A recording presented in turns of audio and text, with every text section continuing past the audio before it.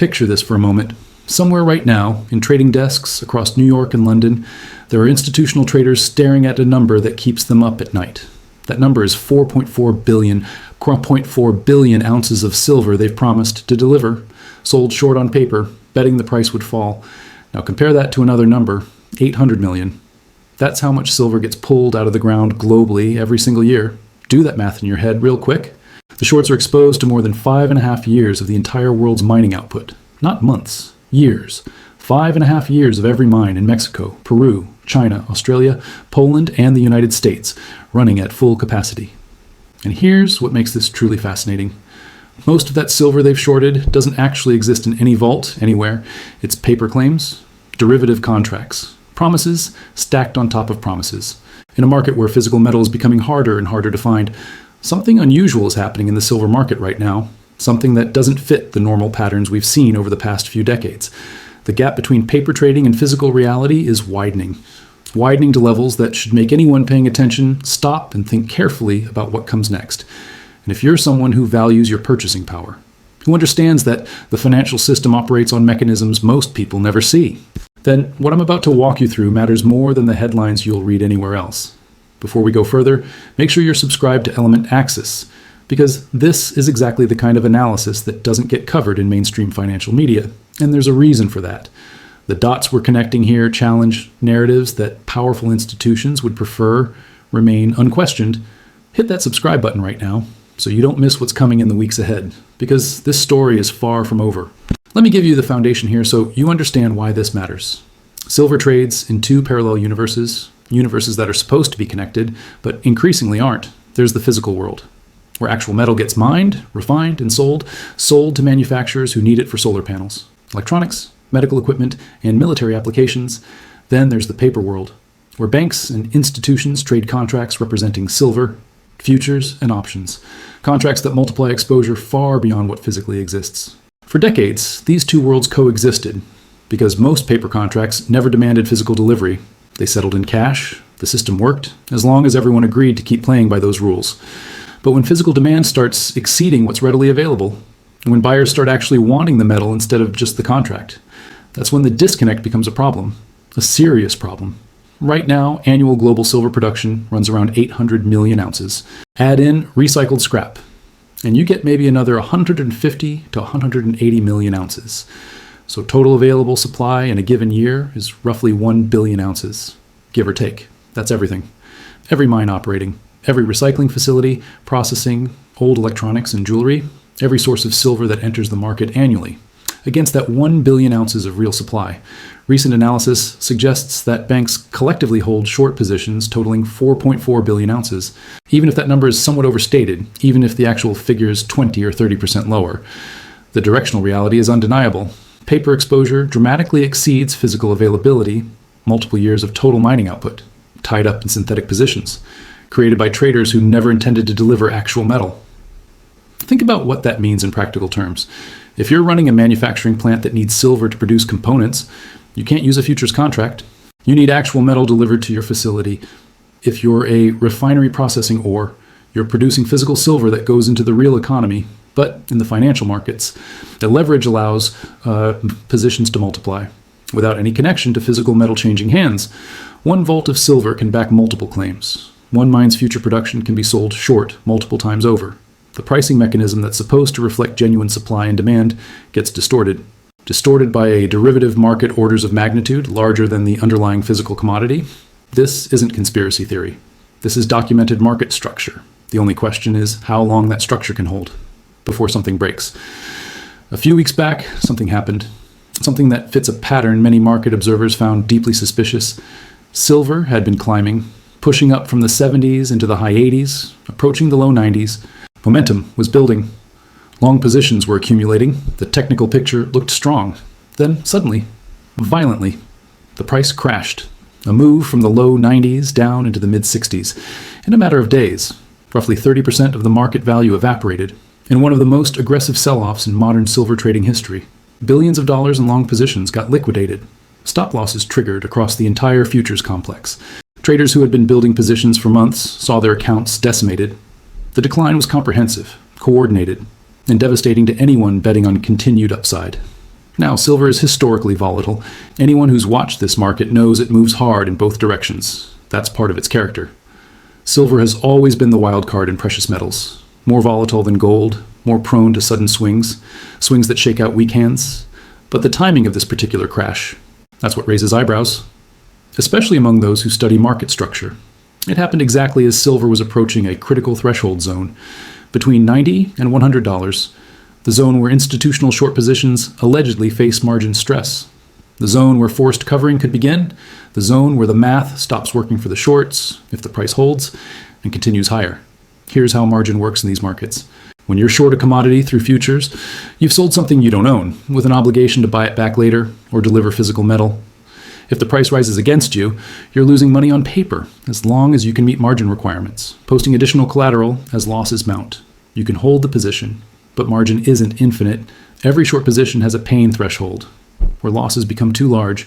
Either you choose to cover, or your broker forces you to. Now imagine thousands of institutional positions, many entered at similar price levels, many using similar risk models, with margin thresholds clustered around the same zone.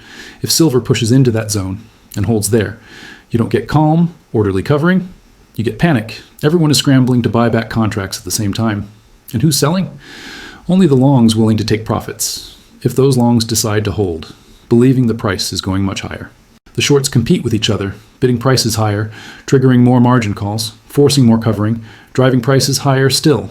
That's the cascade effect, known as a short squeeze, in a market where short exposure represents 5.5 years of mining supply. The potential magnitude is extraordinary. We're not talking about a modest move. We're talking about the kind of move that breaks trading systems and forces exchanges to intervene. So when silver crashed from the 90s to the 60s, right before reaching that threshold, was it normal volatility? Or was it something else? A forced reset, a deliberate effort to relieve pressure before the shorts lost control? The crash happened when liquidity was thinnest, during overnight hours, when fewer participants were trading. It happened when Asian markets were less active, meaning less buying pressure, and it happened with a velocity that suggested coordination, large blocks hitting the market all at once, overwhelming the bid side, triggering cascading stop losses, accelerating the decline. The crash happened right before the price could break decisively into the zone marked as critical for short stress. I'm not claiming to know with absolute certainty that manipulation occurred. Markets can do strange things. Leverage cuts both ways, and sometimes massive liquidations happen simply because too many traders were positioned the same direction with too much borrowed money. What I'm observing is that the pattern is consistent with what manipulation would look like if it were happening. And given documented history, including the $920 million settlement JP Morgan paid for precious metals manipulation that was admitted in court, the burden of proof for claiming these markets are completely clean falls on those making that claim, not on those questioning it. When major banks have already been caught and fined for manipulating these exact markets, skepticism isn't paranoia, it's pattern recognition. What happened after the crash tells you something important about underlying demand. Silver didn't stay in the 60s, it bounced hard. The recovery has already reclaimed a significant portion of the decline. Technical indicators that measure momentum showed the market entering oversold territory, the kind of reading that typically precedes strong bounces, and the bounce came fast and decisive. As I'm recording this, silver is back above $80, retracing more than half the decline in a fraction of the time it took to fall. That snapback suggests that whatever caused the crash, whether manipulation or mass liquidation or some combination, it created a setup for recovery rather than the beginning of a sustained downtrend. When prices fall that hard, that fast in a market with genuine physical demand, buyers show up. Industrial users who need actual metal see an opportunity to lock in supply at lower prices. Investors who understand the long-term dynamics see discounted entry points. The demand doesn't disappear just because paper traders got shaken out. Now let's talk about something crucial that most people don't fully understand: the disconnect between paper silver and physical silver. This gap has always existed to some degree, but it's widening in ways that suggest the system is under more strain than usual. Recent reports from market participants indicate rising lease rates for silver, delivery delays at refineries, and what insiders describe as a scramble for immediate physical supply. Lease rates measure how expensive it is to borrow silver, and when those rates spike, it signals that deliverable metal is scarce. People who actually need the physical commodity are willing to pay premiums to get it now, rather than waiting for future delivery dates. That's a real-world indicator that can't be faked by paper trading. You can print unlimited futures contracts, but you can't print physical silver. The Shanghai Futures Exchange situation reinforces this theme in a dramatic way. Their vaults have drawn down 89% from 2021 levels. Think about that. Almost 90% of the physical silver that was available in Shanghai vaults just a few years ago is now gone, withdrawn, consumed, moved elsewhere.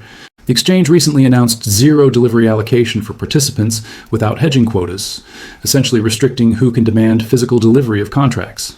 That's not normal market functioning.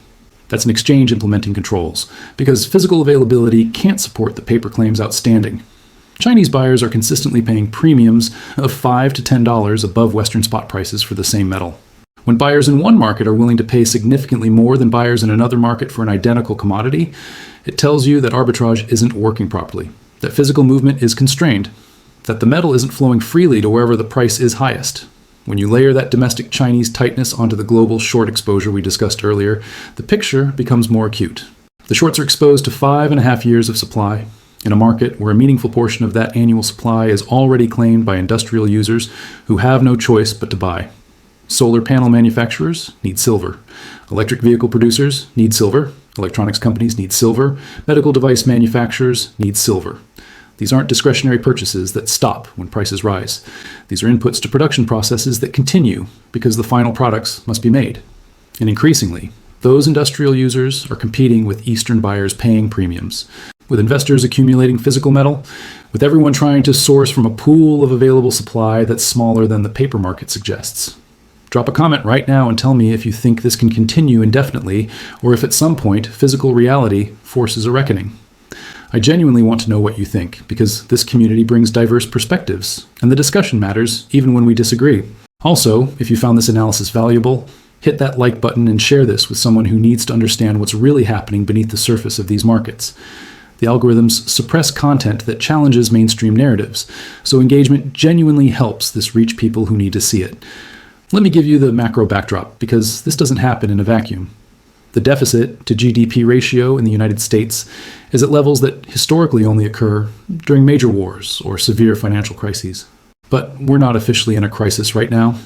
The stock market is at all-time highs. Unemployment is relatively low. Corporate earnings are strong. The economy is supposedly in good shape according to official metrics. Yet the government is running deficits as a percentage of GDP that would normally indicate systemic distress. And we're talking about peacetime deficit levels that look like wartime emergency spending. Think about what that means for a moment. If the government can't control deficit spending when the economy is supposedly strong, when tax revenues are coming in at decent levels, when there's no major crisis requiring emergency fiscal response, what happens during an actual recession? What happens when revenues fall because corporate profits decline and individual incomes drop? What happens when safety net spending automatically increases because more people need unemployment benefits and assistance programs? What happens when the next crisis demands fiscal response and the answer is more spending, more debt, more currency creation? The purchasing power of the dollar has declined steadily over decades. That's not opinion, that's mathematical fact. What cost $1 in 1970 costs roughly $8 today. The debt trajectory is mathematically unsustainable. You can't run deficits forever without consequence. The only question is whether the adjustment happens gradually through persistent inflation that erodes purchasing power over time, or suddenly through currency crisis, where confidence breaks and the adjustment happens in a compressed time frame. Either way, the outcome is the same. Currency loses value. Hard assets that can't be printed preserve purchasing power. Citizens and institutions globally are becoming increasingly concerned about U.S. government debt and fiat currency stability. They're turning to gold as a store of value. Central banks have been net buyers of gold for consecutive years now. Foreign governments are diversifying reserves away from dollar-denominated assets, reducing treasury holdings, buying physical gold and other hard assets. Wealthy individuals are increasing allocations to precious metals and real assets. This isn't fringe thinking anymore. This is documented in World Gold Council data, central bank reserve reports, and capital flow analysis anyone can verify. And silver historically follows gold with leverage because the silver market is smaller. Measured in total dollar value, the same amount of capital flowing in has a bigger price impact. When gold moves up 10%, silver often moves 15 or 20%. That leverage works both ways, obviously. But in an environment where the fundamental case for hard assets is strengthening, that leverage amplifies gains. Add in the geopolitical situation, and you have multiple factors converging. Taiwan and semiconductor manufacturing tensions could reshape global supply chains in fundamental ways. Discussion of tariffs on chips manufactured in Taiwan to force production relocation creates both inflationary pressure and strategic uncertainty. Any escalation between the US and China over Taiwan represents one of the most consequential geopolitical dynamics we face. And historically, that kind of uncertainty drives capital towards safe haven assets that don't depend on geopolitical stability. Venezuela remains unstable with potential for significant deterioration. The Middle East remains volatile with multiple conflict zones. Eastern Europe is still at war with no clear resolution in sight. Every single one of these situations represents a potential catalyst for safe haven flows. When people get genuinely worried about the financial system or geopolitical stability, they don't differentiate much between gold and silver. Both get bought as alternatives to paper promises, as stores of value that don't depend on any government's creditworthiness or any central bank's monetary policy. Now, let me be fair and give you the other side, because one-sided analysis makes everyone worse at understanding these markets. The skeptics make several legitimate points that deserve consideration. First, the 4.4 billion ounce short exposure figure requires scrutiny. Not all short positions are naked directional bets against silver. Many are hedges by mining companies locking in prices for future production. A mine that knows it will produce a certain amount of silver over the next few years can sell futures contracts now to lock in current prices, protecting against the risk of price declines. Many positions are spreads where the same entity is long other contracts, betting on price differentials rather than outright direction. Many are market maker positions that get opened and closed constantly. As part of providing liquidity, the gross short number may overstate the actual directional exposure that would need to cover in a squeeze scenario. Second, futures markets have operated with paper claims exceeding physical availability for decades. This isn't new. Commodities markets have always functioned this way. The system is designed around the assumption that most contracts settle in cash, rather than demanding physical delivery. And for decades, that assumption is held. Those predicting imminent squeeze have been wrong year after year, while the paper system continues functioning. Credibility matters, and those calling for silver at $200 or $500 have been consistently wrong for over a decade. Third, exchanges have tools to prevent disorderly markets. Position limits that restrict how large any single entity's position can become. Margin increases that force traders to post more collateral. Reducing leverage, liquidation-only trading that prevents new positions from being opened. Even cash settlement provisions that allow the exchange to force all contracts to settle in dollars, rather than physical delivery. If squeeze pressure becomes too intense, the exchange can literally change the rules mid-game. It happened in 1980 when the Hunt brothers tried to corner the silver market. The exchange changed the rules, restricted trading, and broke the squeeze. The shorts might lose money in such a scenario, but the system doesn't collapse. The paper market survives. Fourth, we don't actually know where institutional shorts have their positions clustered or where their exact margin thresholds sit. The $90 to $100 threshold concept is somewhat speculative. It could be higher, it could be lower, it could be distributed across a wide range rather than clustered at specific levels. The precision of the thesis may exceed the precision of available data. We're making educated guesses based on market behavior, but we don't have access to the internal risk models of every major institution. Fifth, silver crashed 30% from the 90s to the 60s, and the world didn't end. The shorts survived. The market kept functioning. If the thesis about the $90 zone representing existential risk were correct, why didn't the squeeze happen before the crash? Why were shorts able to engineer or survive such a massive decline rather than being overwhelmed? These are honest questions. They deserve honest consideration. Being skeptical of spectacular claims is rational. Markets have disappointed bulls more often than they've delivered on extreme predictions. But here's what I think the bear case underweights. The structural dynamics today are genuinely different from previous cycles in important ways. Industrial demand is consuming silver at rates that strain supply in ways we haven't seen before. Solar panel manufacturing alone is taking hundreds of millions of ounces annually, and that demand is growing as energy transition policies accelerate globally. This isn't speculative investment demand. That evaporates when prices fall. This is structural industrial consumption. That continues regardless of price within reasonable bands. You can't build solar cells without silver. You can't manufacture electric vehicle components without silver. You can't build out 5G infrastructure without silver. The demand is real and growing. Furthermore, the debt and deficit dynamics are worse than any previous peacetime period in U.S. history. The fiscal path is questioned not just by precious metals enthusiasts, but by mainstream economists, rating agencies, and Federal Reserve officials themselves. Multiple rating agencies have downgraded U.S. debt outlook. The macro tailwinds for hard assets are stronger than at any point in recent memory, and the physical market signals are real and verifiable. Shanghai premiums persisting month after month. Exchange delivery restrictions being implemented. Vault drawdowns documented in public exchange reports. Anyone can check. These aren't theoretical concerns. These are observable facts. The bear case requires the paper market to maintain control indefinitely, despite growing stress. The bull case only requires the paper market to lose control once, and the more extreme the positioning becomes, the more leverage accumulates on the short side, the more precarious that control becomes. Markets that operate far from equilibrium for extended periods don't gradually drift back to fair value. They snap violently, and when they snap, the moves are extreme, because everyone tries to adjust positioning at once. So what should you be watching going forward? First, watch the $90 level on silver closely. If price reclaims and holds above 90, watch for acceleration in momentum. That's the zone identified as a potential stress threshold, whether or not it actually triggers margin calls. The market believes it matters, which means it influences behavior. Second, watch lease rates. When borrowing silver becomes expensive, it indicates physical tightness. Lease rate spikes often precede price moves, because they signal deliverable metal is scarce. Third, watch COMEX and Shanghai exchange inventories on a daily basis. Persistent drawdowns confirm the physical tightness thesis. Sudden large injections might indicate emergency measures to prevent delivery failures. Fourth, watch the gold-silver ratio carefully. Historically, this ratio compresses during precious metals bull markets. Right now, that ratio is relatively elevated.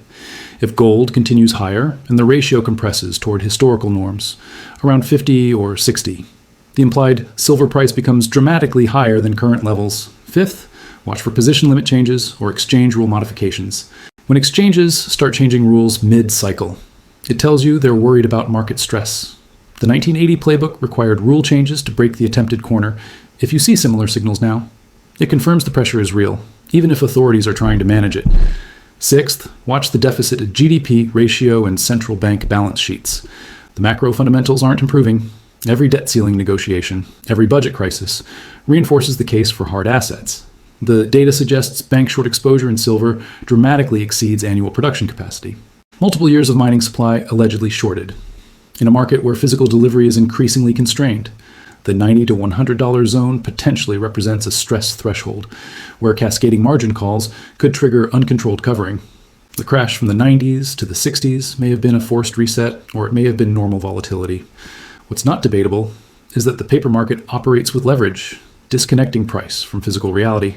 What's not debatable is that tightness signals are appearing across exchanges. What's not debatable is that the macro environment favors hard assets more than at any point in decades. Those who track vault data, who monitor inventory daily, who watch lease rates, who understand what 5.5 times annual supply shorted means for market structure. They see what's building, they understand why the $90 zone matters, they know what happens when physical demand overwhelms paper supply in any commodity market. It's not if reconciliation happens, it's when and how violent the adjustment will be. This is Element Axis. Drop a comment and tell me where you're watching from. Tell me what you think happens if silver breaks above 90 and holds. Subscribe, because we'll track this as it develops. Share this with someone who needs to understand what's happening beneath surface narratives. Stay informed, stay skeptical. Verify everything. In markets where paper claims exceed physical reality by multiples. Eventual reconciliation is never orderly.